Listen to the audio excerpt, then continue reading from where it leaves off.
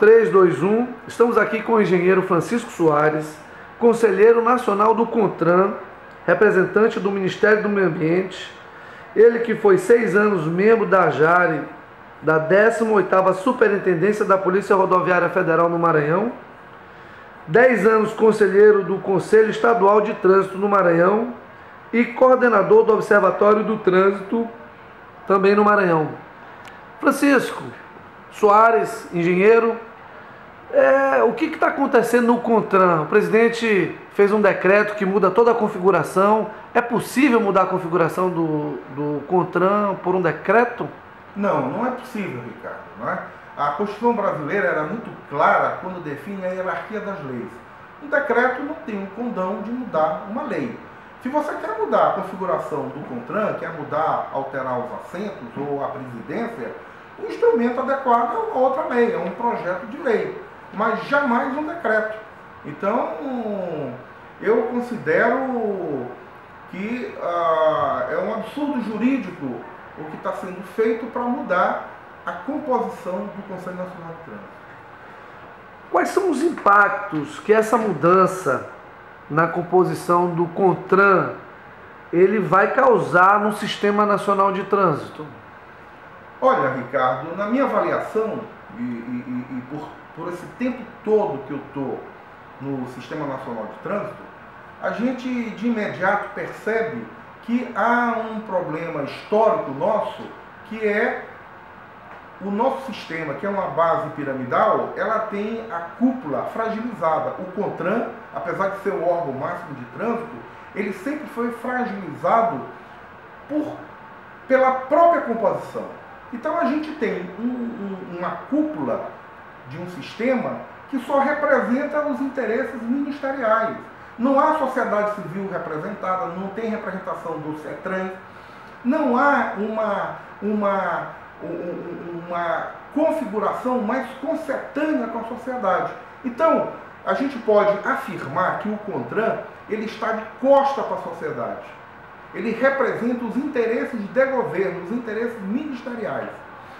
Se antes dessa tentativa de mudança, que eu não acredito que vai prevalecer, o CONTRAN era presidido pelo diretor do DENATRAN, que é o órgão máximo executivo de trânsito nacional, né? Que ainda fazia um realinhamento, porque o DENATRAN está em consonância com o DETRAN. Agora nem isso, porque o DENATRAN agora vai ser um mero secretário executivo, sem direito a voz e voto.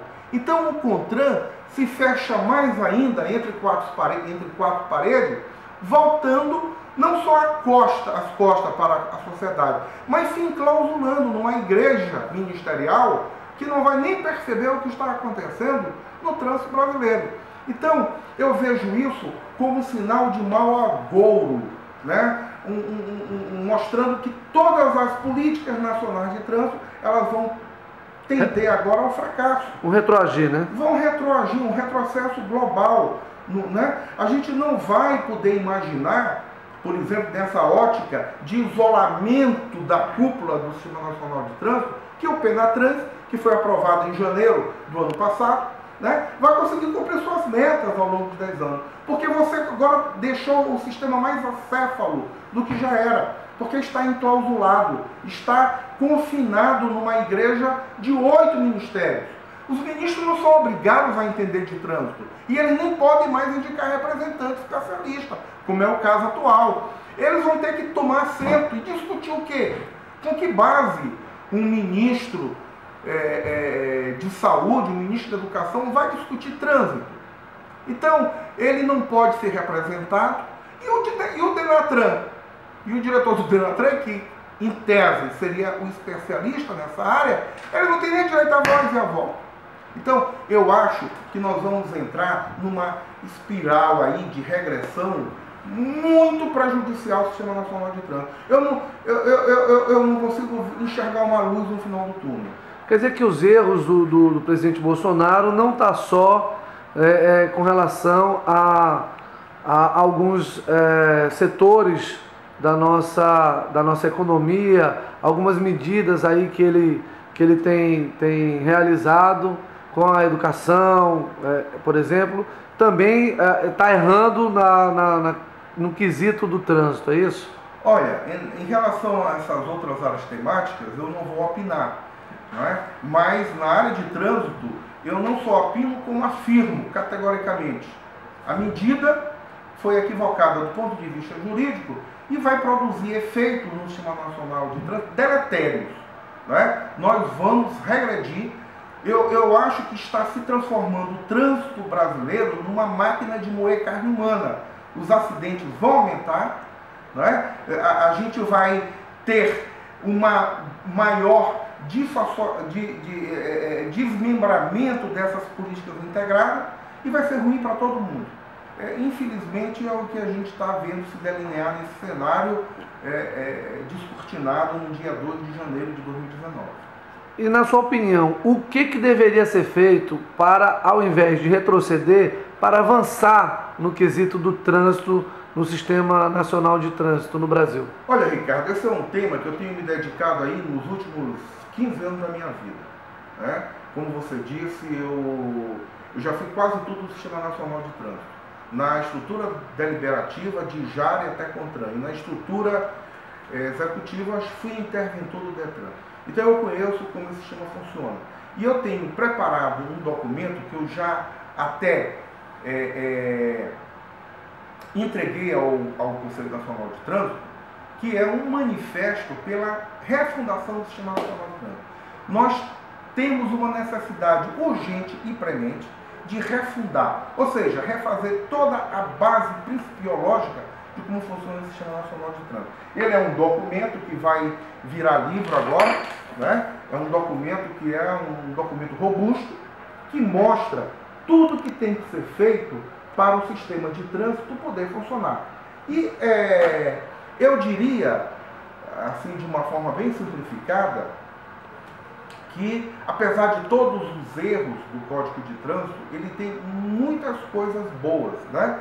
E dentre elas, o Código de Trânsito tem um parágrafo do artigo 3º, que é o terceiro parágrafo do Código, que diz que a responsabilidade de tudo que acontece de ruim no trânsito, ela é objetiva e ela é uma responsabilidade da autoridade de trânsito.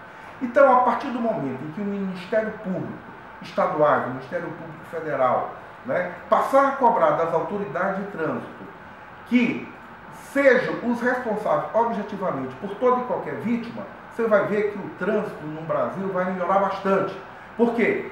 Porque a única forma de você afastar a responsabilidade objetiva, a única forma do gestor afastar a responsabilidade objetiva é ele fazendo um belo diagnóstico de cada acidente, como acontece na aviação civil. Cada acidente é alvo de estudo que às vezes demora 1 ano, 2 anos. Então, se a autoridade de trânsito aqui não fizer um diagnóstico para cada acidente, ele vai ser o responsável objetivamente.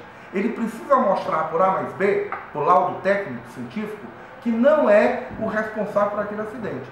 Isso seria um passe de mágica para você melhorar o trânsito nacional. Mas o Ministério Público não quer entrar nesse vespeiro. E as autoridades de trânsito que são nomeadas e têm prestígio político também não querem assumir essa responsabilidade. Então, dentre outras, essa é uma sugestão que a gente faz para que essa coisa mude de configuração muito rapidamente. Temos muito a avançar. No Brasil, infelizmente, ainda são 45 mil mortes por ano, consumindo dos cofres públicos, federal, estaduais e municipais, alguma coisa perto de 60 bilhões por ano. É o que a gente gasta com mortes e sequelados no trânsito. Era um dinheiro que poderia ser aplicado proativamente para fazer a prevenção. Mas não. Hoje nós estamos gastando esses 60 bilhões por ano para enterrar pessoas, aumentar as filas dos hospitais. E o pior, de cada 3 leitos hoje de hospital em UTI no Brasil, 2 estão sendo ocupados por acidentados de trânsito. E é a metade deles por acidentados de motocicletas, né? O Maranhão hoje, só para dar um exemplo, nós temos mais da metade da frota de motocicletas e não temos uma política de governo para gerenciar os motociclistas, as pessoas que andam com ciclomotores ou motonetas. Então virou uma carnificina. O trânsito brasileiro hoje é uma máquina, como eu digo, uma máquina de moer carne humana. É isso que é o trânsito brasileiro. Se a gente não fizer nada, vai piorar. E essas medidas recentes apresentam um cenário triste e desolador. É que o sistema vai ficar ainda mais distanciado da sociedade. Um CONTRAN enclausulado, fechado numa igrejinha de ministros, sem olhar para o que acontece na base, na sociedade, onde as pessoas estão morrendo. Obrigado, Francisco, e até a próxima, querido.